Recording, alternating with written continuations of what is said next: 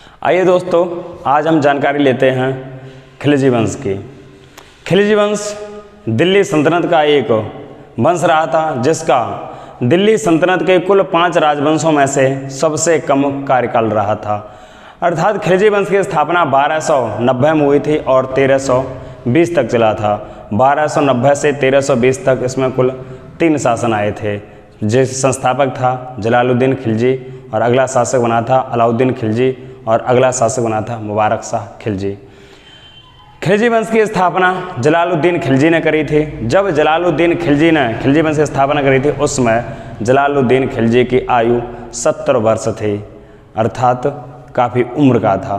70 वर्ष की अवस्था में ये खिलजी वंश की स्थापना करता है, और इसने अपना दामाद एवं सेनापति, इसका दामाद एवं सेनापति होता है अलाउद्दीन खिलजी। दामाद एवं सेनापति इसका अलाउद्दीन खिलजी होता है। जलालुद्दीन खिलजी 6 वर्ष तक शासन देखता है, उसके बाद इसकी हत्या कर दी जाती है। 1296 में जलालुद्दीन खिलजी अपने सेनापति अलाउद्दीन खिलजी को देवगिरी के आक्रमण पर भेजता है।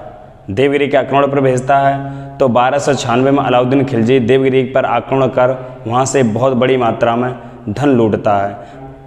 धन की जानकारी जलालुद्दीन खिलजी को नहीं देता, वह धन अपने पास रख लेता है। जब अपने आप रख लेता है तो जलालुद्दीन खिलजी को ये बात खराब लगती है, तो जलालुद्दीन खिलजी अलाउद्दीन खिलजी को सेनापति पद से हटा देता है। तो जलालुद्दीन को अलाउद्दीन इलाहाबाद के निकट कड़ा मानकपुर नामक स्थान पर अकेले में मिलने के लिए बुलाता है। वहीं मौका पाते अलाउद्दीन खिलजी अपने चाचा जलालुद्दीन के पेट में कटार भोंक देता है और जलालुद्दीन की हत्या कर देता है। अगला शासक बनता है अलाउद्दीन खिलजी। अलाउद्दीन खिलजी के बचपन का नाम गुरु शास्य था। 1296 में ही ये दिल्ली वंश की सत्ता पर बैठता है। इसके बचपन का नाम गुरु शास्य था। 1200 बचपन का नाम गुरु शास्य था। ये अलाउद्दीन खिलजी अपना राज्याभिषेक किलो खरी के किले में कराता है। हाँ, किलो खरी के किले में जलालुद्दीन ने भी अपना राज्याभिषेक कराया था। तो अलाउद्दीन खिलजी अपना राज्याभिषेक किलो खरी के किले में कराता है और अपनी राजधानी को परिवर्तित कर लेता है। अपनी राजधानी को दिल्ली से सिरसा परिवर्तित कर लेता है। सिरसा राजधानी परिवर्तित करने के बाद यह विश्व विजेता बनने का अभियान चलाता है। विश्व विजेता बनने का अभियान चलाता है, इसलिए इसे सिकंदर ए सानी या द्वितीय सिकंदर भी कहा गया। ये नए धर्म का निर्माण करना चाहता था, किंतु उलेमाओं के विरोध के कारण इसने अपने विचार को वापस ले लिया था। इसने नए धर्म का निर्माण नहीं किया था, इसने विचार वापस ले लिए थे, लेकिन इसने बलबन की विचार को जीवित रखा था। बलबन ने कभी कहा था कि राजा पृथ्वी पर देवी का प्रतिनिधि होता है। बलबन ने कभी कहा था राजा पृथ्वी पर देवी का प्रतिनिधि होता है। इस विचार को इसने जीवित रखा था।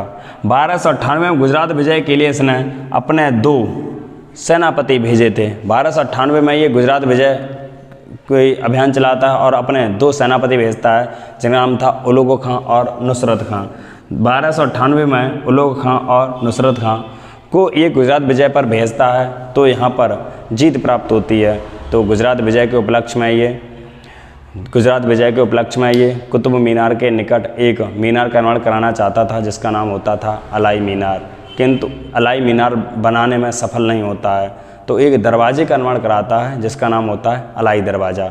ये कुतुब मीनार के निकट बनवाया था। जब ये गुजरात विजय प्राप्त करता है, उसके बाद ये सैनिकों को और ख़रीदता है, और दासों को ख़रीदता है।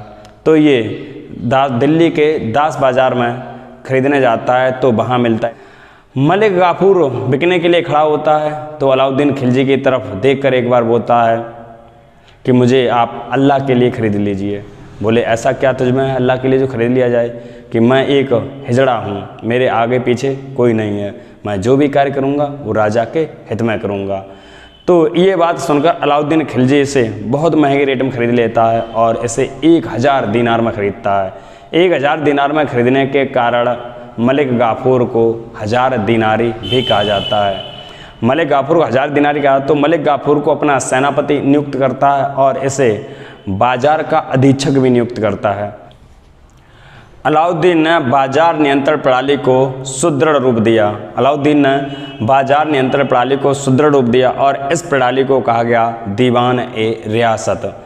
दीवान ए रियासत कहा गया और इसमें सभी वस्तुओं की कीमत निश्चित करी और तय करी और वजन को बराबर या वजन जो हुआ करता था तौलने वाला वो क्लियर किया, क्योंकि पहले कम ज़्यादा वजन हुआ करते थे, सभी के बाट कम ज़्यादा वजन के हुआ करते थे। इसने कह दिया जो बाट मतलब जो तौलने वाली इकाइयाँ जो हैं, जो बाट राजा के दरबार में निश्चित कर दिए गए, अगर उससे कम किसी का बाट होगा तो उसका उतना ही मांस काटकर बाट को पूरा किया जाएगा। तो बाजार नियंत्रण प्रणाली को सुदृढ़ रूप अलाउद्दीन खिलजी ने किया। अलाउद्दीन खिलजी ने सर्वप्रथम सैनिकों की वेशभूषा निश्चित की और इस प्रथा का नाम रखा हुलिया प्रथा।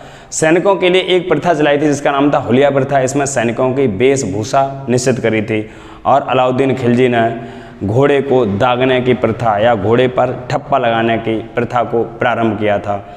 अच्छा, ये सैनिकों की हुलिया और सैनिकों की वेशभूषा और घोड़े पर ठप्पा लगाने की प्रक्रिया इसलिए करी थी कि जब युद्ध में जाया करते थे इनके सैनिक तो वहाँ पता नहीं चलते थे किनका सैनिक कौन इसमें है, कौन सैनिक मारा जा रहा, किनका सैनिक बंदी बन गया, किनका सैनिक बच गया, या किसके घोड़े दूसरी सेना में चले गए, किसके घोड़े मेरी सेना में चले आए।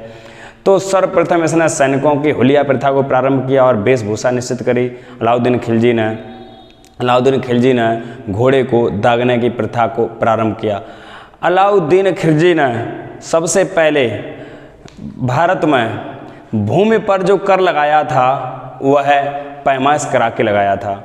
अर्थात अलाउद्दीन खिलजी जो भूमि कर लिया करता था वह पैमाइश करा कर लिया करता था। भारत का ऐसा एकमात्र शासक हुआ था जिसने भूमि की पैमाइश कराकर इसने कर लिया था। इसने दान में दी हुई जो भूमि हुआ करती थी, जिनके जो मिल्क एवं वफ़्क, दान में दी हुई भूमि हुआ करती थी मिल्क एवं वफ़्क, ये कुछ दान में दी हुई होती थी, कुछ पेंशन के रूप में दी हुई थी। इस भूमि को इसने छीन लिया था और इसने सरकारी भूमि का इसने विस्तार किया था। दीवान ए मुस्तखराज एक विभाग की स्थापना करी, यहाँ कर जमा किया जाता था। दीवान ए मुस्तखराज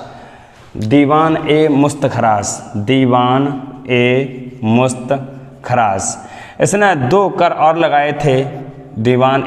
इसने 2 कर और लगाए थे, घरी एवं चरी कर। घरी का मतलब जिसके घर में चूल्हा जलेगा उसे घरी कर देना होगा, अगर कर देगा तो चूल्हा जलेगा। और चरी जो पशुओं को पालेगा और पशुओं को चराएगा उसे चरी कर देना होगा।